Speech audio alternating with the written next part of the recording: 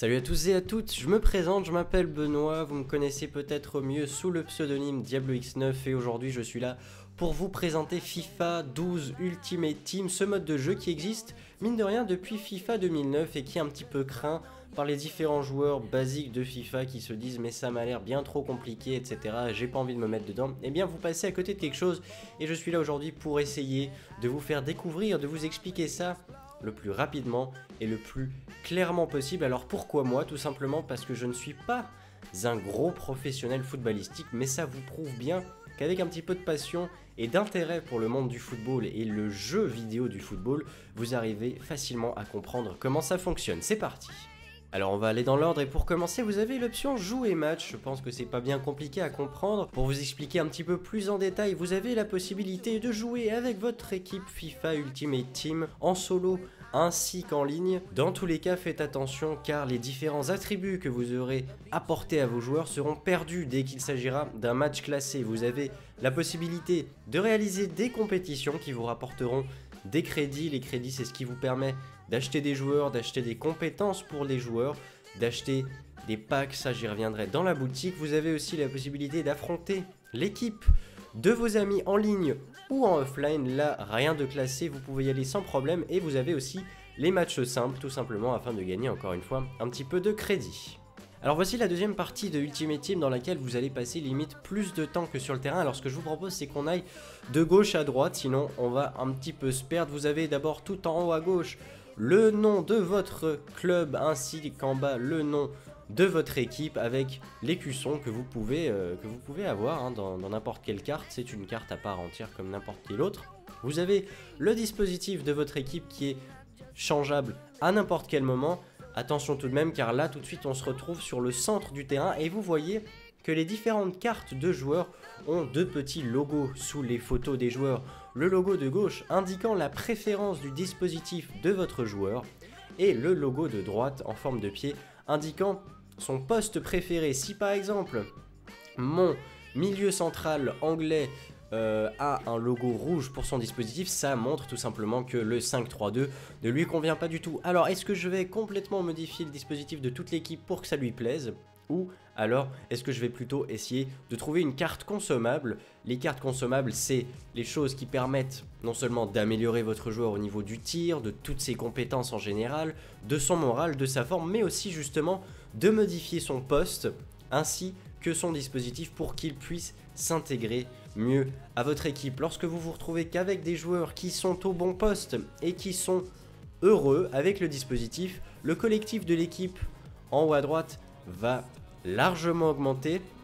Pour augmenter encore plus tout ceci, il va vous falloir avoir des joueurs qui s'entendent bien. Comme vous pouvez le voir, entre mes deux défenseurs centraux, c'est super, ils sont les deux espagnols, donc vous remarquerez que le trait vert qui les relie est un petit peu plus vert que les autres, c'est ce qui montre qu'ils s'entendent plutôt pas mal. Si je voulais avoir un trait fluo vert, il faudrait qu'ils soient les deux espagnols et qu'ils jouent les deux dans le même championnat, que ce soit anglais, espagnol, etc. C'est très important car l'entente dans l'équipe vous permet de réaliser de meilleures passes et un meilleur collectif. En général, pour augmenter la note de votre équipe, il vous faut simplement des cartes de meilleur niveau. Le niveau, c'est le chiffre en haut à gauche de la carte, le 68 et le 65 par exemple. Pour mes deux buteurs, ça augmentera bien entendu au fur et à mesure lorsque vous ajouterez aussi des cartes dans vos remplaçants sur le bas, ainsi que dans vos réservistes. Lorsque vous faites la touche action sur l'une de vos cartes, vous avez donc la possibilité d'appliquer des consommables comme je vous l'ai dit. Vous pouvez aussi directement l'envoyer en enchère, je l'expliquerai aussi un petit peu plus tard. Vous aurez aussi la possibilité de l'envoyer directement dans votre club. Au fur et à mesure que vous comprendrez comment tout ceci fonctionne, vous arriverez peut-être à créer une équipe d'or, voire même une équipe avec des cartes noires, et tout ceci pour vous créer votre FIFA Ultimate Team, votre composition anglaise, que ce soit des nationalités anglaises ou des joueurs de championnat anglais, une composition espagnole, c'est à vous de choisir. Il y en a pour tous les goûts et vous avez vraiment de quoi créer une équipe exceptionnelle.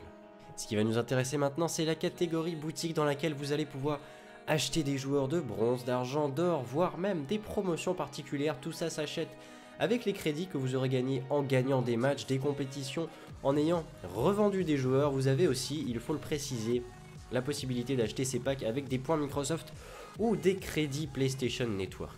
Dans tous les cas, je vais de toute façon vous montrer un exemple pour que vous voyez ce que ça donne lorsque vous achetez un pack, vous tirez un pack au hasard, tout ceci s'ouvre, vous avez un petit éclair qui vous montre quelle est l'une des cartes phares que vous avez et là, vous découvrez vos cartes.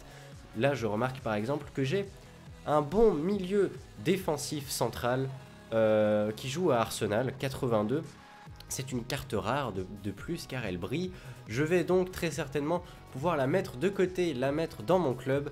Prenez par exemple Pizzi, 7 ailier gauche 76 portugais. J'ai la possibilité de le placer directement dans mon équipe active, de le conserver dans mon club ou alors tout de suite de l'envoyer dans ma pile d'échange pour pouvoir le revendre au plus vite. La catégorie échange, c'est une chose vraiment intéressante qui rend tout de suite les affaires beaucoup plus prenantes. Grâce à vos crédits, vous allez pouvoir acheter des joueurs remis en ligne par d'autres personnes à un certain prix. Alors dans la catégorie recherche enchère, vous allez pouvoir trouver par exemple un joueur avec des critères très précis. Vous allez aussi pouvoir chercher des cartes vous permettant d'augmenter le nombre de jours qu'il va passer avec vous en achetant des contrats, des attributs comme je vous ai parlé dans l'équipe, des consommables comme on dit. Vous avez aussi la possibilité d'acheter des stades, des ballons, etc. Enfin plein de choses.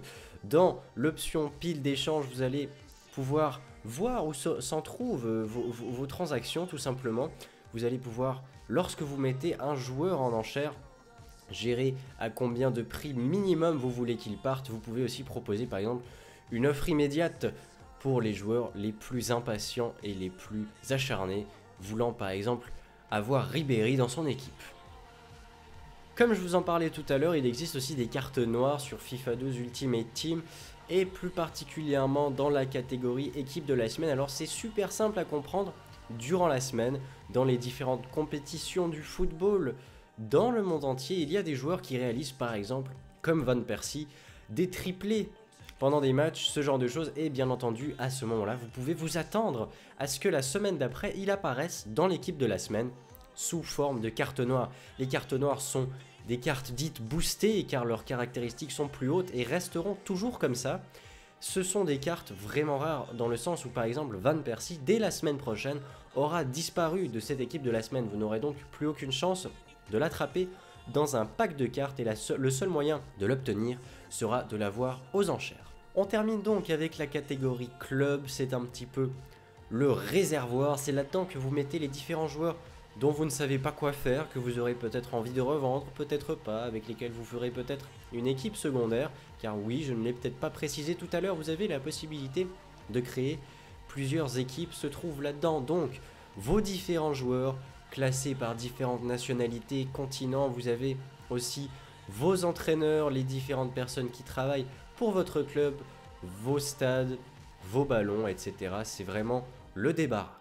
Voilà, je pense à peu près avoir tout dit, bien entendu que je n'aurai pas le temps d'aller dans tous les détails, il faut quand même vous laisser un petit peu la surprise de ce magnifique mode qu'est FIFA Ultimate Team 12. J'espère que vous aurez compris comment ça fonctionne et que vous penserez à moi lorsque vous lancerez pour la première fois ce mode.